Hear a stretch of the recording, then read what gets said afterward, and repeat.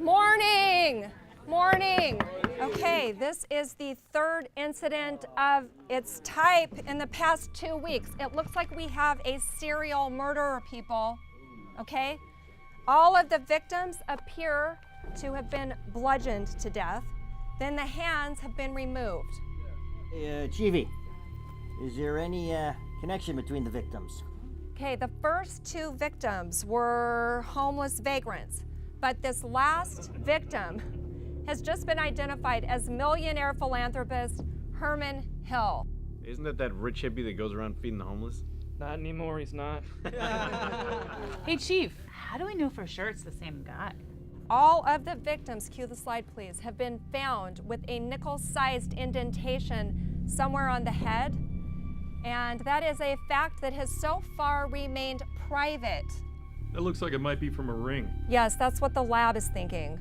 Anyway, the local stations have already dubbed this guy the handyman. Hey, so Chief, how do we know he is a handyman? What do you mean? I mean, if we're calling him the handyman, is it because he's a resourceful guy, or is it because Okay, that's what he this does is for- the press that's calling him the handyman. This guy literally cuts people's hands off. So he's good at what he does. What is wrong with you? I mean, Right. now, oh, real quick, I want to introduce you to the newest member of our team. This is Sasha Jenkins. She just transferred in. Hey everybody, you can just call me Jenks for short. I'm Okay, really all right, excited. everybody has their assignments, right? Jenkins, I want you to stick with Fletcher today. Oh, come on, Chief. Hi. Dismissed. Come on. Get me a perp. You've got 48 hours.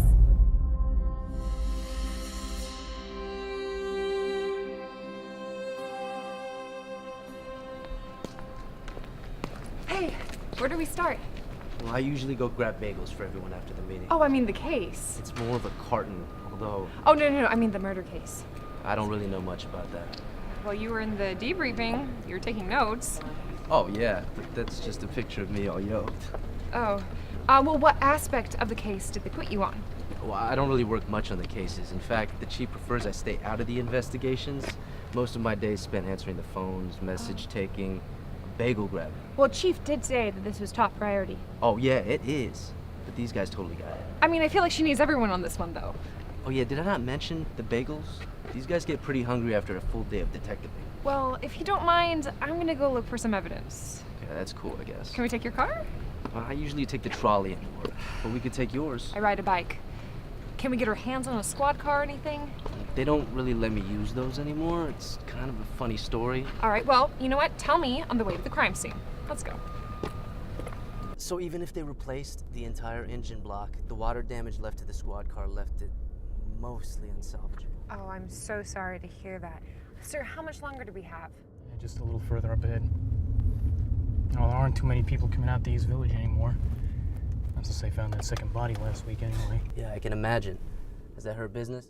I really don't drive around these parts anymore. Just a bunch of homeless people out here pushing around filthy shopping carts, and the city isn't doing anything about it, and that's their job.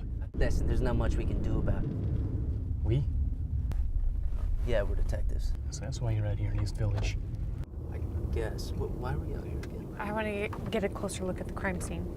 Right. You're trying to get to that alley behind the Chinese market, aren't you? Right. Actually, here it is coming up ahead.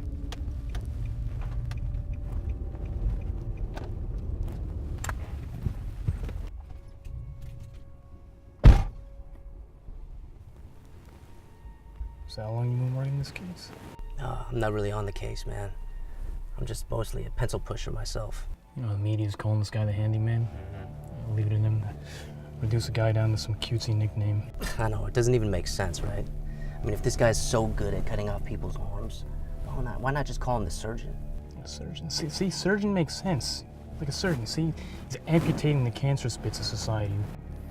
They think that he's killing indiscriminately, that he's not targeting very specific people. Just between you and me, that's exactly how we're gonna catch him. What do you mean?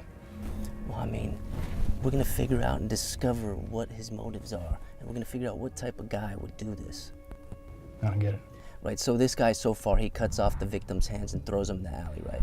I know. What about it? So the squad's gonna figure out why he does that, and they're gonna narrow it down from there.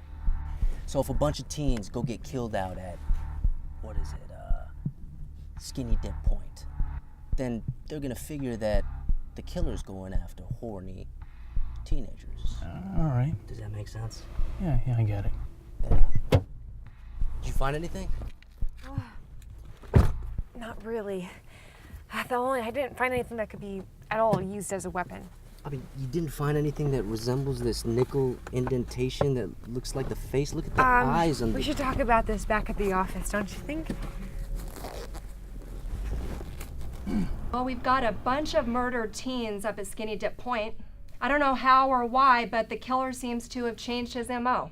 Chief, how do we know it's the same guy? Because the victims have the same nickel-sized indentations as the other victims.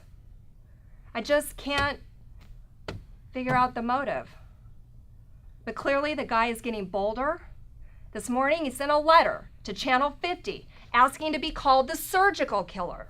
Oh, I totally called that. You totally called what? Nothing, Chief. All right. You're still assigned to the same areas. I want to see some results, people. Come on.